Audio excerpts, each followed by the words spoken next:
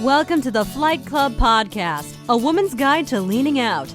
We give you a behind-the-scenes look at business launch and growth through the stories of successful female entrepreneurs. Here's your host, Felina Hansen, founder and CEO of Hera Hub.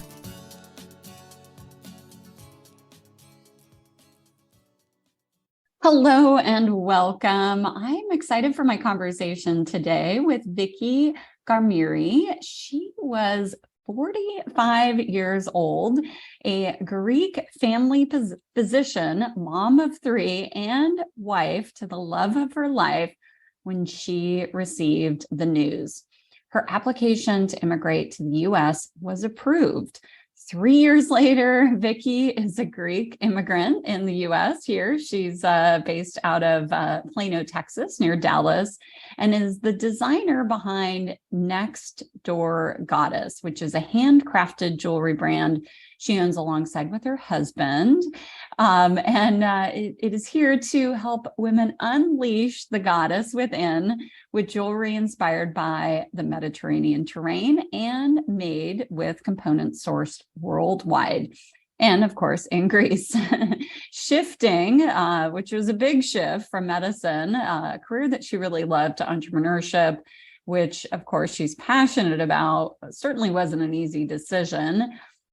She made that decision, a lot of sleepless nights, and a question that we'll talk about that she posed to herself through a course that she took in career transitions. The question is, and as you're listening to this, I want you all to pose this question for yourself. If you were to die tomorrow, what is the one dream you will regret not having given a chance to come to life? So with that, welcome to the show today, Vicky. Thank you so much for having me here. I'm so honored. I can't wait to discuss with you. Yeah, I'm excited. I am super excited, Felina, because you have named Hera out of our goddess. So I'm like, so amazing. I can't wait. Yes, exactly. Well, we're going to get into Greece, all that good stuff. I've been to Greece. I have to say, Vicky, it's in the top 3 of my favorite countries in the world. I mean, it's just the people and the scenery and the culture and, you know, of course, the history. I mean, it's just such an amazing country. So we'll get into that. So I want to go back. You made this radical change at 45, but I want to get the background story before you decided to leave medicine and start this beautiful jewelry line. You're born and raised in Greece. What part of Greece were you raised in? Well, I was raised both in northern and southern Greece, because my dad is from southern Greece, from the Peloponnese, where I spent the first part of my life. Okay. And then when I was in 3rd grade of elementary school, we switched and went to northern Greece in Thessaloniki, where my mom is from, because my grandpa was dying of cancer. So we had to go there, spend the last years of his life with him. Okay. So yeah, and then after we moved to Thessaloniki, I studied there. That was some of the most beautiful days of my life were there. Then when I had my second child, we moved in central Greece. Okay. So I have lived in at least like 3 major areas in Greece, but never in Athens. Never in Athens. Okay. No, Athens is a beautiful city, but it's a bustling one, that's for sure. What made you decide to become a physician? I have always had a passion for helping people, but also in Greece, if you're an A student, you either become a physician or a lawyer. It's sort of at the end, and it's a decision that doesn't happen. Here, the system is so different. In Greece back then, in my days, at the end of 2nd grade in high school, you would have to choose the direction for which you would be going. And once you entered that direction, that was it. Switching is difficult. So you take, at the end of the 3rd year, you take exams to enter to one of the schools in university. And it was a very hard decision for me because I was passionate about so many things and still I had to choose. Yeah. And then most of my friends were going to med school. Mm. I had a discussion with my one of my mentors, who is also my uncle, and we had a very long discussion about that. I decided to go to med school. It looked like most of my passions, my analytical mind were towards that direction. So that's the direction I went, and I never regretted it. It was fascinating. Yeah. Yeah, so interesting. Yeah. And just, this is a bit off topic, but how would you compare the medical system here in the US, based on what you've experienced being here for a bit, to that in Greece? I can tell you there's no perfect medical system in the world, but if I were to choose for the time being, I would go to Greece. Okay. The system here is so fragmented. It is very hard to move through it. And it is the possibility of mistakes when people have to switch doctors because they switch through healthcare systems and files are transferred is big. Yeah. So there are key components missing in the healthcare system here that I am seeing. But also, we say in Greece, fate comes with income. So if you have a lot of money and you have a serious health problem, then what is a better country to be than here, where you have cutting edge medicine available to you? So it really depends on where you stand. Yes. Yeah. Well, in many countries, that's the case. Yes, absolutely. In many countries it is, but I'm fascinated by the progress of healthcare here, and what's going on in research is amazing. It is. Yeah. And I will give the US credit for that. I'm here in San Diego, which is a big biotech hub here on the West Coast. And we have a lot of research happening, a lot of breakthroughs happening, which is certainly an important part of the puzzle. But right. All right, we're here to talk about your business. So I'm going to fast forward us a little bit. You're 45 years old. You've got some sleepless nights. You've taken this career transition course. Talk to us about that time in your life, because this is a big step. It is, and I can't say that I'm one of the people who take decisions, at least decisions that have this sort of gravity, easily. I like to take informed, calculated decisions with a little bit of risk, but not way more than I can handle. So a lot of things came into play. 3 would be the main things: my family's needs. At the age of 45, I was married. I had 3 kids. My number one core value in life has switched from career that was in my 20s to family.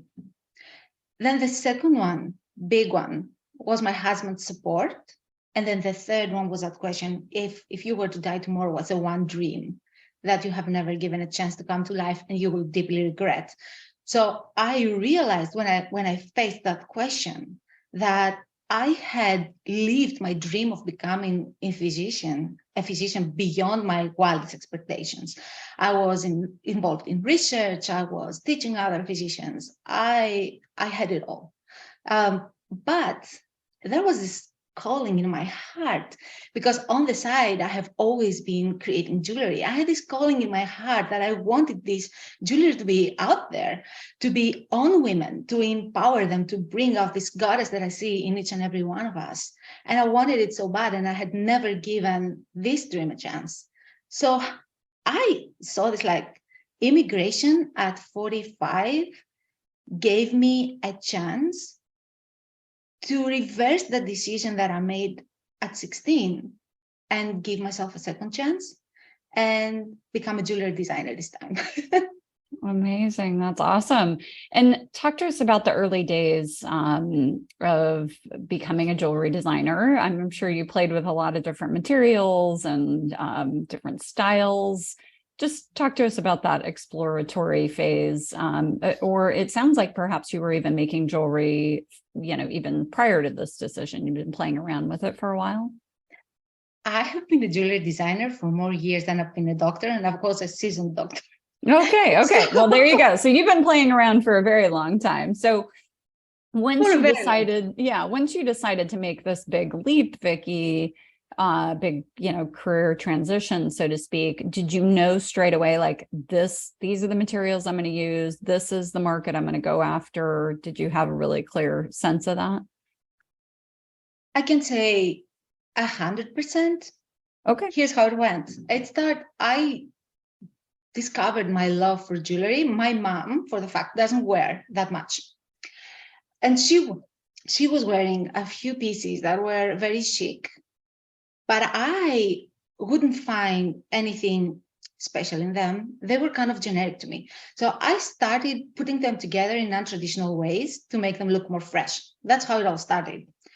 Later on in life, I met the beads. I studied jewelry design. So that was that part, because I was always fascinated by art. I was always looking into different creative outlets. I have played with several media. When I started thinking about setting up a jewelry business here in the States, I took courses. And within these courses, I was able to form, if you want, my view as a designer and what was it that I wanted to bring.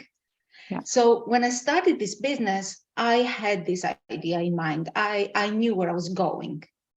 What is interesting is, as we landed here, 2019, what I was bringing was, my views of how women were dressing up in Greece. Mm-hmm. A lifestyle that was in Greece. And I was bringing it here. But when you're a designer and you are running a business, you also have to bring that together with the needs of the people in the country where you are selling your jewelry. Yeah. So it's been both what I am bringing with me and a road I'm taking down, developing something that is more applicable to the lifestyle here. And also life happens outside of us, COVID, us being inside, now going outside. So much has changed in fashion, in style. Mm-hmm. You need to be part of those conversations. You can't just create in a vacuum. You create in the world that is around you. And that's an amazing thing of being a designer. You're also part of life, right? Yes, absolutely. And your jewelry is beautiful. It is stunning. I would call many of the pieces statement pieces. For folks that are curious, the website is nextdoorgoddess.com, the name of the brand. And you do bracelets, necklaces, rings, earrings. You have quite a few pieces. I have quite a few pieces, but I would say my favorites are the earrings, because they frame your face and they always fit. Yes, I know. Rings are tough, right? Rings are tough. This is why I am only doing elastic rings. Yeah. So if you switch sizes a little bit up, a little bit down, they still fit. Yeah, exactly. Yeah, my mom actually is a jewelry designer in the Midwest, and she very, very different. She takes these enormous stones. She bought 8 tons. I'm not exaggerating. She has like 300 acres in Missouri, 8 tons of rocks from this like rock collector. And she's got this saw that is like, I don't know, 3 feet across. I might be exaggerating a little bit. And she like cuts into these rocks and finds all these really amazing, I guess you call, I don't know what the word is for them, but, and then she'll like, bring them down and like wire wrap them. So I've seen her over the years. She just does it very hyper local. And she always said, she's like, I am not ever getting into rings. That is too hard. How fascinating this is. Oh my God, I'd really love to meet her. Yeah, she's a cool lady. She is a really, really cool lady. Her brand is called Touched by Heaven. And she does some really interesting things and teaches. She's got a studio and teaches other women how to make jewelry. That's awesome. Yeah, yeah. Okay, so I want to get back to Greece here for a minute because, as I told you, it's one of my favorite countries.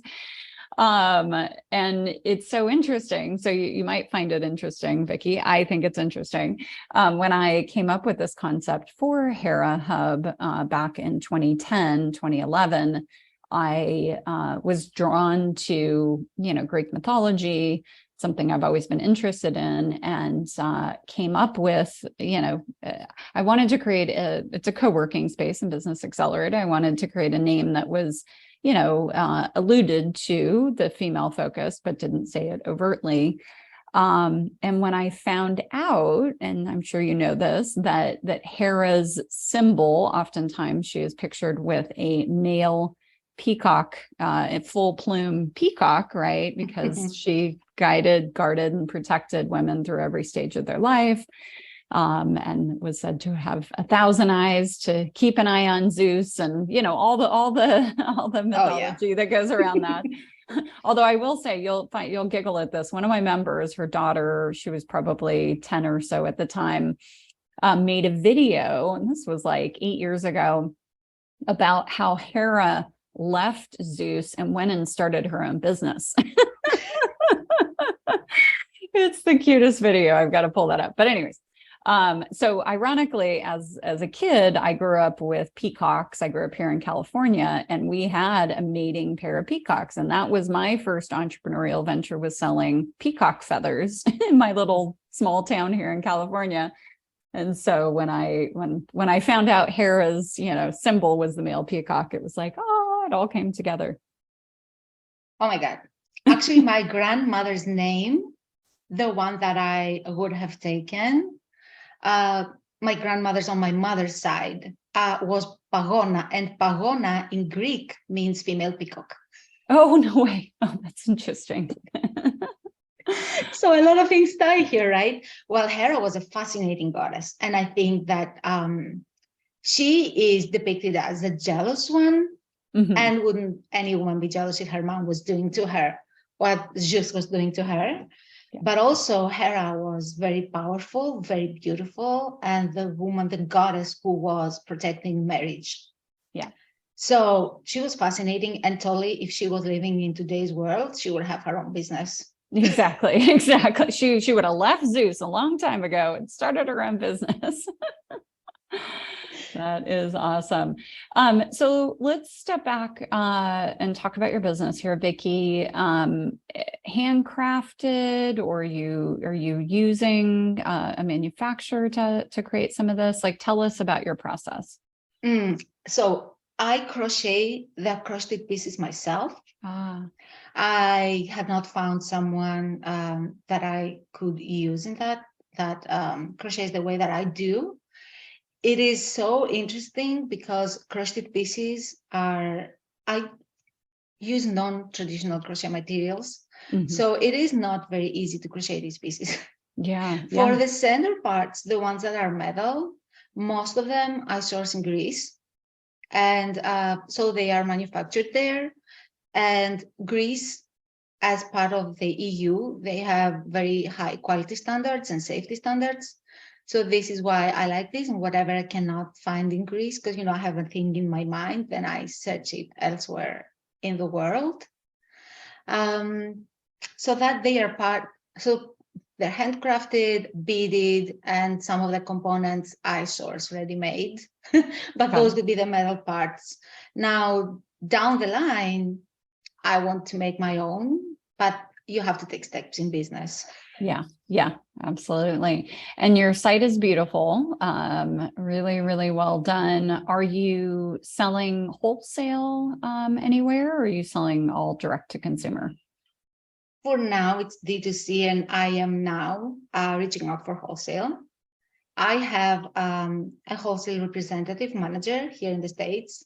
Okay. She's Vicky Gkarmiri, and she is bringing Greek brands here in the States, and then she's also working with very few, very selected brands in the States as well.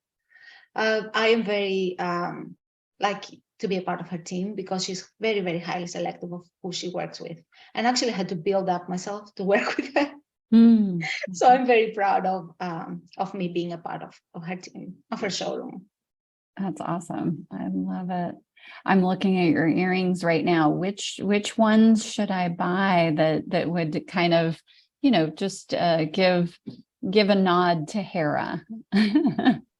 So interestingly enough, a year ago, I had on my website a questionnaire, and it was very everyday questions that would lead you to one of the 6 Olympian goddesses. Okay. And that was tied to a style of earrings.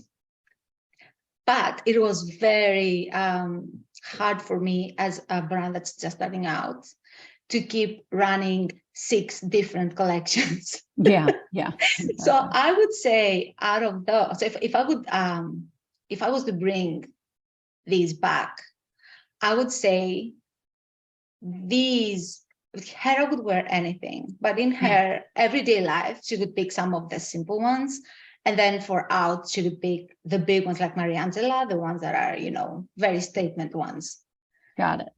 Awesome. Well, I'm checking them out. They're very, very beautiful. And again, if folks want to shop your site, nextdoorgoddess.com is the site. What are some of the things that you're looking forward to this year? New things that you're playing with or doing?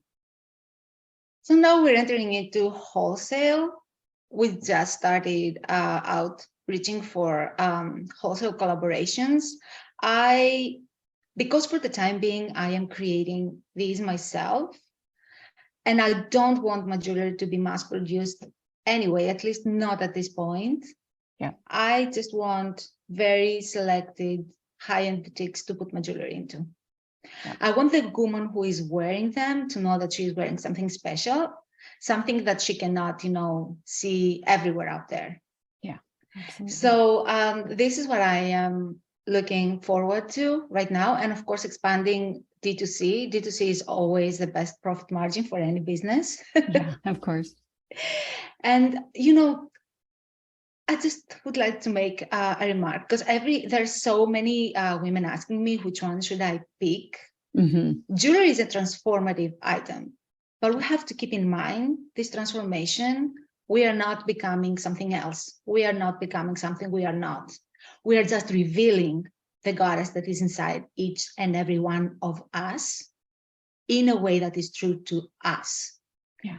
And this has been very important to me from the very start. So I am always saying, stay true to yourself, to who you already are, and reveal the bigger you, the bolder you, but you, not someone else. Yes, absolutely. Absolutely. Well, your work is beautiful. I'm excited to check out some of these earrings. I think you mentioned perhaps you had a promo code for our listeners. Yes, I would love to offer a code. So if you go to nextdoorgoddess.com and at checkout, you use the code goddess15. This is going to give you 15% off of your first order. And if you subscribe to our email list, then I'm going to send you a nice little gift alongside your order. Awesome. Awesome. I love it. I love what you say on your site too. We only create when we're happy. So put it on and crack a smile. Be the sunshine. So awesome. Yes. When you know what, I have never been able to touch the beads when I was unhappy. I believe that part of the energy when you create passes on your piece. And I didn't want any bad energy on my pieces, because this is wearable art and you put it on you. Yeah. So I wanted to be happy, to create for a happy place, whether it would be the first piece or the second piece of the kind or the number 100 piece of the kind. I love it. Awesome. Well, I have really enjoyed our conversation, Vicky. It's been a lot of fun getting to know you. Same here. Thank you so much for having me. And it has been such, an amazing conversation. And I can't wait to see Hera Hub, expanding. I have not seen here one, so I would really like to discuss, I know. I have how these come to life. We have a member. Well, actually, I have 2 members in Dallas. not too far from Plano, and they've been bugging me about bringing a Hera Hub to the Dallas area. So I might have to work on that. I think so. Female entrepreneurship in the area is going strong. Well, let's do it. Okay. Hera Hub Dallas, here we come. Awesome. Thanks so much, Vicky. Thank you so much for having me. Thank you for joining this week's episode of Flight Club, sponsored by Hera Hub. We look forward to sharing more success stories with you soon.